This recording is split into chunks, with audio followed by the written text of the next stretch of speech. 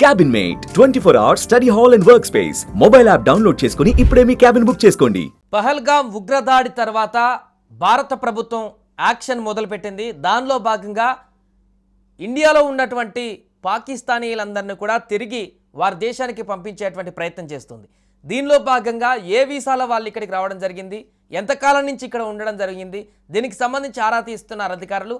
దీంట్లో హైదరాబాద్లో ఉన్నటువంటి పాకిస్తానీల సంగతి కూడా ఇప్పుడు బయటపడడం జరిగింది. లాంగ్ టర్మ్, షార్ట్ టర్మ్ వీసాల ద్వారా ఇక్కడ ఉన్నటువంటి ముస్లింల సంఖ్య 230 వరకు హైదరాబాద్లో ఉందంటూ కూడా అధికారులు చెప్తున్నారు. దీంట్లో ఒక వ్యక్తి ఎలాంటి వీసా లేకుండా అక్రమంగా కూడా చొరబడ్డట్టుగా కూడా చెప్తున్నారు. అసలు ఎంతమంది పాకిస్తానీలు ఇక్కడ ఉన్నారు, ఎందుకు వచ్చారు, ఎంతకాలంగా ఇంకేమైనా అక్రమ వలసదారులు ఇక్కడ ఉన్నారా, మొత్తం ఓవరాల్గా దీనికి సంబంధించి మనం మాట్లాడదాం. మనతో పాటు ముస్లిమ్స్ మత పెద్దలు మైనార్టీ పరిరక్షణ కమిటీ నేత ఫారూక్ షుబ్లీ గారు ఉన్నారు. ఫారూక్ గారు నమస్తే అండి. నమస్తే అండి. సో ఇప్పుడు పోలీసుల ఎంక్వైరీలో మొత్తం 230 పాకిస్తానీలు మన హైదరాబాద్లో ఉన్నట్టుగా కూడా నోటీస్ చేశారు. దాంట్లో ఒక వ్యక్తి నేపాల్ మీద నుంచి అక్రమంగా చొరబడ్డట్టుగా కూడా చెప్తున్నారు. సో ఎంతకాలం వీళ్ళందరూ ఇంకా ఇంత సంఖ్య ఇంతే ఉందంటారా, ఇంకా ఇల్లీగల్గా ఇంకెక్కువ ఉండొచ్చు అనుకోవచ్చా మనం? అంటే ఒకటి మన సోదరు ఇక్కడ మనం చెప్పాల్సింది ఏంటంటే, వాళ్ళు ఇల్లీగల్ గా ఎలా వచ్చారు, ఎంత సెక్యూరిటీ ల్యాబ్స్ ఉంటే వస్తారు, ఇది ఇక్కడ గమనించాల్సినటువంటి అంశం. ఎందుకంటే అసలు మన దేశంలోకి అలాగా రావటం ఎంతవరకు సమంజసం? ఇప్పుడు ఉన్నటువంటి సిచ్యువేషన్స్ లో ఇవన్నీ కూడాను బయటపడుతున్నాయి, బానే ఉంది. కానీ ఏ రకంగా మనం సమర్థించగలం చెప్పండి? 100% దేశం యొక్క సెక్యూరిటీ అంశం వస్తే కనుక అందులో ఎవరైనా కానీ ఒకటే, వాళ్ళు ఏ రకంగా వచ్చారు, ఎలా వచ్చారు, ఎవరు సహకరించారు, అన్ని విషయాలు కూడాను బయటికి రావాల్సినటువంటి అంశం ఉంది. ఖచ్చితంగా ఇప్పుడు 230 మంది అంటే దాంట్లోంచి ఒకడు మాత్రమే ఇల్లీగల్ గా ఉన్నారు అంటున్నారు. ఆ ఇల్లీగల్ గా అతను ఎలా వచ్చాడు ఏంటి అనేది మనం ఎంక్వైరీలోనే బయటపడుతుంది అది ఖచ్చితంగా. సో అలాగే ఇప్పుడున్నటువంటి ఉద్రిక్త పరిస్థితి నేపథ్యంలో కొంతమంది చెప్తున్నారు, మేము ఇక్కడే ఉంటాం, పాకిస్తాన్ నుంచి వచ్చినటువంటి వ్యక్తులు కూడా మేము ఇక్కడే ఉంటాం, తిరిగి అక్కడికి వెళ్ళలేము, మమ్మల్ని ఉంచండి అని రిక్వెస్ట్ చేస్తున్నటువంటి ఘటనలు కూడా కొన్ని జరుగుతున్నట్టు తెలుస్తుంది. జైపూర్లో కూడా కొంతమంది అక్కడి నుంచి వచ్చినటువంటి పాకిస్తాన్ నుంచి వచ్చినటువంటి హిందువులు కొంతమంది ఉంటే, ముస్లిమ్స్ కూడా కొంతమంది ఉన్నారు. వివిధ కారణాల రీత్యా భర్త ఉండడం లేకుంటే భార్య కోసం వచ్చినటువంటి వ్యక్తులు ఉండడం, అలాంటి వాళ్ళు రిక్వెస్ట్ చేస్తున్నారు ఇక్కడే ఉంటామని చెప్పేసి ప్రభుత్వాన్ని. ఎలా చూడొచ్చు అంటారు దీన్ని? ఈ పాకిస్తాన్ యొక్క ఈ దుశ్చర్యలు ఇలాగే కనుక కొనసాగుతుంటే కనుక ఏదో ఒక రోజు వస్తుంది, యావత్తు పాకిస్తాన్ ప్రజలందరూ కూడాను మేము ఇంకా మా వల్ల కాదు, ఈ ప్రభుత్వంను దాని తర్వాత అక్కడ ఉన్నటువంటి ఏదైతే ఆర్మీ ఉందో వీళ్ళిద్దరు కూడాను ఒకళ్ళు కొట్టుకొని సావడమే సరిపోతూ ఉంటుంది. అక్కడ మనకు అందరికీ తెలిసిందే ఎవరిపై చేయి సాధించాలి అని చెప్పేసి. కాబట్టి సామాన్య ప్రజలు ఏంటంటే ఎన్ని రోజులు ఇవన్నీ భరిస్తారు? ఏదో రోజు వచ్చినా రావచ్చు, మనం ఆశ్చర్యపోవాల్సిన అవసరం లేదు. దాని చెప్పేసి అసలు ఇదంతా వద్దు, మేము భారతదేశంలోనే మేము కలిసిపోతాము అని చెప్పినా గానీ ఆశ్చర్యపడాల్సిన అవసరం లేదు. ఎందుకంటే భారతదేశంలో ఇక్కడ ఉన్నటువంటి స్వతంత్ర స్వేచ్ఛాభాయం ఇక్కడ ఉంది అన్న సంగతి వారికి కూడాను అర్థమై ఉంటుంది. ఇక్కడికి వచ్చి చాలా హ్యాపీగా వాళ్ళు లైఫ్ లీడ్ చేస్తున్నారు అని చెప్పేసి ఆ రకంగా వాళ్ళు కూడా చెప్పుండొచ్చు. ఫారూక్ గారు, అలాగే పాత బస్తీలో ఇలా రోహింగ్యాలు కానీ పాకిస్తాన్ నుంచి వచ్చేటువంటి అక్రమ వలసదారులకు కానీ షెల్టర్ ఇప్పించేటువంటి అవకాశం ఏమన్నా ఉందా కొంతమంది వ్యక్తులు ఓల్డ్ సిటీ వేదికగా? ఎందుకంటే ఇప్పటికీ ఓల్డ్ సిటీలో అనేక కార్యక్రమాలు జరుగుతాయని బయట టాక్ ఉంది. ఎందుకంటే అక్కడ లోపలికి కూడా వెళ్ళలేని కొన్ని గల్లీలు కూడా ఉంటాయని చెప్తుంటారు బయట. ఇవన్నీ కూడాను ఒకప్పటి మాటలు. ఇప్పుడు మొత్తం కూడాను కంప్లీట్ గా డిజిటలైజ్ అయిపోయినటువంటి ప్రపంచం ఒకటి. రెండోది రోహింగ్యాల అంశం వచ్చేటప్పటికి ఏంటంటే, రోహింగ్యాలకి ఒక ప్రత్యేకమైనటువంటి వారికి ఒక గుర్తింపు కార్డు ఒకటి ఇక్కడ ప్రభుత్వం అనేది ఏర్పాటు చేస్తుంది. వాళ్ళ దగ్గర ఇక్కడ ఉన్నటువంటి సిటిజన్షిప్ ఉండకపోవచ్చు వాళ్ళ దగ్గర. కానీ వాళ్ళు కొన్ని బేస్ క్యాంప్స్ ఉన్నాయి. ఆ క్యాంప్స్ లో వాళ్ళు జీవిస్తారు, అంటే ఒక సెకండ్ గ్రేడ్ సిటిజన్ గా వాళ్ళు జీవనం కొనసాగుతున్నారు. దాని మీద ప్రభుత్వం ఒక డిసిషన్ ఒకటి తీసుకోవాలి. ఆ డిసిషన్ తీసుకున్న తర్వాత దాన్ని బట్టి ఎలాగా వాళ్ళు దాన్ని ఏమంటారు ఇక్కడ ఉంచాలా లేకపోతే పంపించేయాలా, ఏం చేయాలనేది అది ప్రభుత్వం నిర్ణయంపై ఆధారపడి ఉంటుంది. రైట్. ఇదిలా ఉంటే మరొక వైపు అటు పాకిస్తాన్ బార్డర్లో కానీ ఇండియా బార్డర్లో కానీ యుద్ధ మేఘాలు కమ్ముకున్న సంగతి మనం చూస్తున్నాం. స్టిల్ ఇప్పటికీ అక్కడ ఉన్న మంత్రులు కానీ, నిన్న పీపీపీ పార్టీకి సంబంధించిన బిల్వాలు భుట్టో కానీ అణుబాంబులు మా దగ్గర 130 ఉన్నాయి, భారత్ అంత చూస్తాం అని ఒకరు, ఇంకొకరు నెత్తురు బారిస్తాం సింధు నదిలో అని ఇంకొకరు రకరకాల ప్రేరేపణలు ఇంకా పేలుతున్నటువంటి పరిస్థితి. పిచ్చి కుక్క కరిస్తే ఎలా ఉంటుందండి పరిస్థితి, అలాగే ఉంది పాకిస్తాన్ పరిస్థితి. ప్రజెంట్ మనం ఇక్కడ గమనించాల్సిన అంశం ఏంటంటే అరిచే కుక్క మొరిగే కుక్క కరవదు అన్న సంగతి మనం గమనించాలి. ఇప్పుడు వాళ్ళ దగ్గర నిజంగా అంత సినిమా ఉంటే కనుక ఇటువంటి ఇటువంటి పిచ్చి పనులు చేయరు. ఏదున్నా కానీ స్ట్రైట్ 1 to 1 వచ్చి తేల్చుకుంటారు. కానీ అక్కడ ఉన్నటువంటి జనాభాతో పోల్చుకుంటే కనుక భారతదేశంలో ఉన్నటువంటి ముస్లింల జనాభా దానికన్నా ఎక్కువ. కాబట్టి వాళ్ళు ఏంటంటే ఏదో విధంగా ప్రజలుకి డిఫరెంట్ గా ఏదో ఒకటి చెప్పాలి, ఏదో ఒకటి చేయాలి అని చెప్పేసి ఒక ప్రగల్భాలకు పోతున్నారు అంతే తప్పించి వాళ్ళ దగ్గర అంత సినిమా లేదు.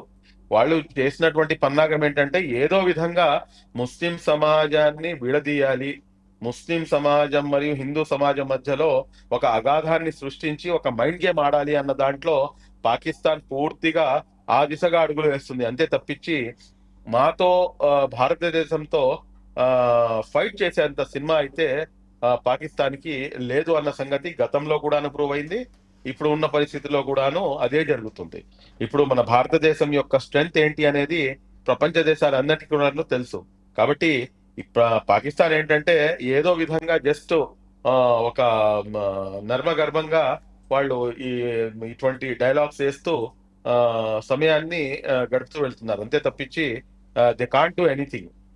ఫారూక్ గారు, ఒకటి, ప్రపంచంలో ఉన్నటువంటి అన్ని దేశాలు కూడా భారత్ తీసుకునే నిర్ణయం ఏదైనా కూడా మేము వెనుకుంటామని చెప్తుంది. బట్ చైనా దేశానికి సంబంధించినటువంటి ఒక అనుమానమే కొనసాగుతుంది. ఉగ్రదాడి ఖండించినప్పటికీ కూడా యుద్ధం మొదలైతే చైనా ఎలాంటి బుసలు కొట్టేటువంటి అవకాశం ఉంది పాక్ ఇండియా యుద్ధానికి సంబంధించి? అవునండి, దానికి అవకాశం ఎవరు ఇచ్చారు? దానికి అవకాశం మనమే కదా కల్పించింది. ఇప్పుడు చైనా మా భూభాగాన్ని ఆక్రమించుకొని ఉంది, అది నిజమా కాదా? అది నిజము. మరి అలాంటప్పుడు దానిపై మనం ఎటువంటి చర్యలు తీసుకున్నాం ఇప్పటిదాకా? నేను రాజకీయం మాట్లాడదలుచుకోవట్లేదు సార్, ఎందుకంటే ఇది రాజకీయాలు మాట్లాడేటటువంటి సమయం కాదు. కానీ ఇటువంటి స్లో ఇది ఉంటే కనుక ఖచ్చితంగా ఏంటంటే వాళ్ళు రెచ్చిపోయే అవకాశం ఉంటుంది. కానీ ఖచ్చితంగా నాకు తెలిసినంత వరకు మటుకు డెఫినెట్లీ వాళ్ళు భారతదేశానికే అనుకూలంగా ఉండాల్సినటువంటి పరిస్థితి ఉంటుంది ఇంటర్నేషనల్ లెవెల్లో చూసుకున్నా కూడా కానీ అని చెప్పేసి నేను భావిస్తున్నాను. ఇప్పుడు ఈ ఉగ్రదాడికి సంబంధించి ఫారూక్ గారు దీన్ని అడ్వాంటేజ్గా తీసుకొని కొంతమంది మన ఇండియాలో ఉన్నటువంటి వ్యక్తులే ఇదొక మన దగ్గర ఉన్నటువంటి హిందూ ముస్లింల మధ్య వార్ అనేటువంటి విధంగా కూడా కొంతమంది క్రియేట్ చేసి పోస్టులు పెడుతున్నటువంటి సందర్భం నెలకొంటుంది. అక్కడ చాలామంది మీలాంటి వాళ్ళు ఖండిస్తున్నారు, ఈ దాడికి సంబంధించి వాళ్ళని శిక్షించాలని చెప్తున్నారు. వీలైతే పాకిస్తాన్తో యుద్ధం చేస్తే మేమే ముందుంటామని చెప్పేసి పిలుపునిస్తున్నాం, మీలాంటి పెద్దవాళ్ళు కూడా ఉన్నారు. అయినా ఇక్కడ ముస్లింలు హిందువుల మధ్య రగిల్చినటువంటి చిచ్చుగానే భావించి అటువంటి పెట్టి మెసేజ్లు కామెంట్లకు కానీ అలాంటి వాళ్ళకి కానీ ఏం చెప్తారు మీరు? నాకు తెలిసినంత వరకు అండి చాలా బోల్డ్ గా నేను చెప్తాను ఆ విషయంలో.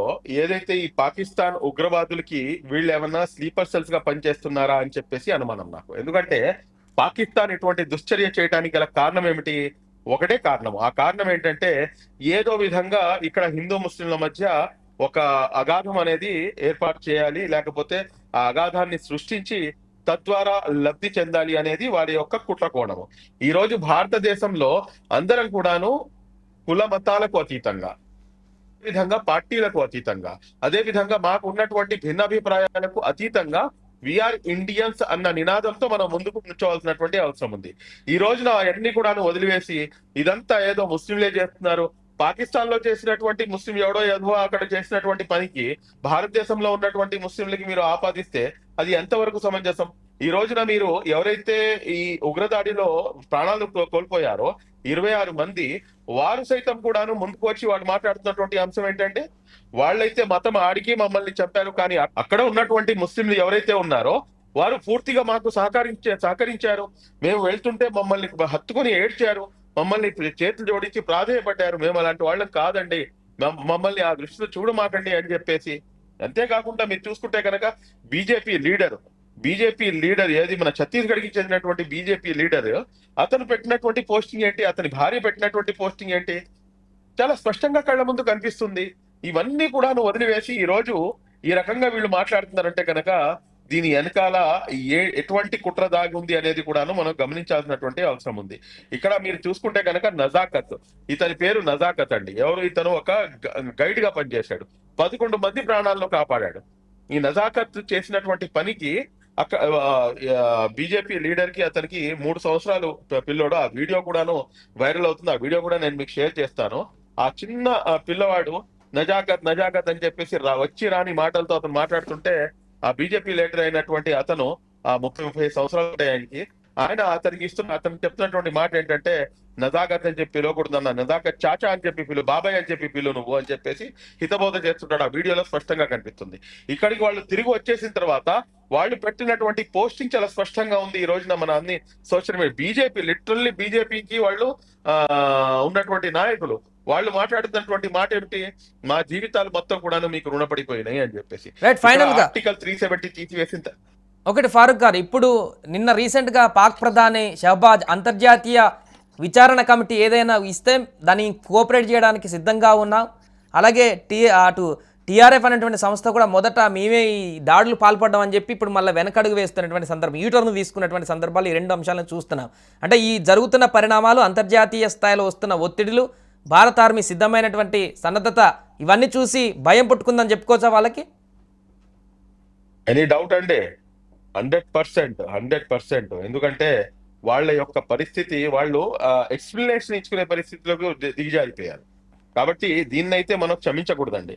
ఈ మూమెంట్ ని ఖచ్చితంగా ఎన్క్యాప్ చేయాల్సినటువంటి అవసరం ఉంది. మొత్తం భారతదేశం ఒక కుటుంబం మాదిరిగా ఈ రోజు ప్రధానమంత్రి నరేంద్ర మోదీ గారికి వెన్నంటూ ఉన్నాము.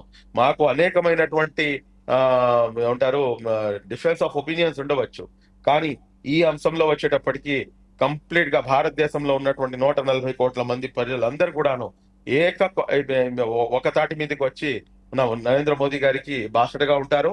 ఆయన తీసుకున్నటువంటి నిర్ణయమే తుది నిర్ణయము.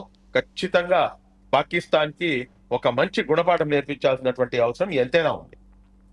రైట్, థ్యాంక్ యూ ఫారూక్ గారు. సో మొత్తానికి అది ప్రస్తుతం ఇటు భారత్ అటు పాక్ సరిహద్దుల వద్ద అయితే ఉద్రిక్త పరిస్థితి అలానే కొనసాగుతుంది. మరొక వైపు దౌత్యపరమైనటువంటి నిర్ణయాలతో ప్రభుత్వం తీసుకున్నటువంటి నిర్ణయాలకు సంబంధించిన స్పీడప్ అయితే కొనసాగుతుంది.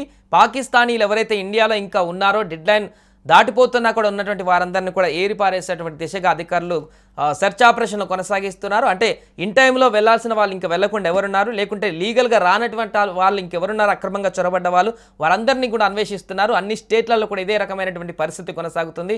ఏదేమైనా కూడా ఇది రాను రోజుల్లో ఇంకే రకమైనటువంటి పరిస్థితికి దారితీస్తుందో చూడాలి. సుమన్ టీవీలో మీ పర్సనల్ అండ్ బిజినెస్ ప్రమోషన్స్ కోసం కింది నెంబర్కి కాంటాక్ట్ చేయండి.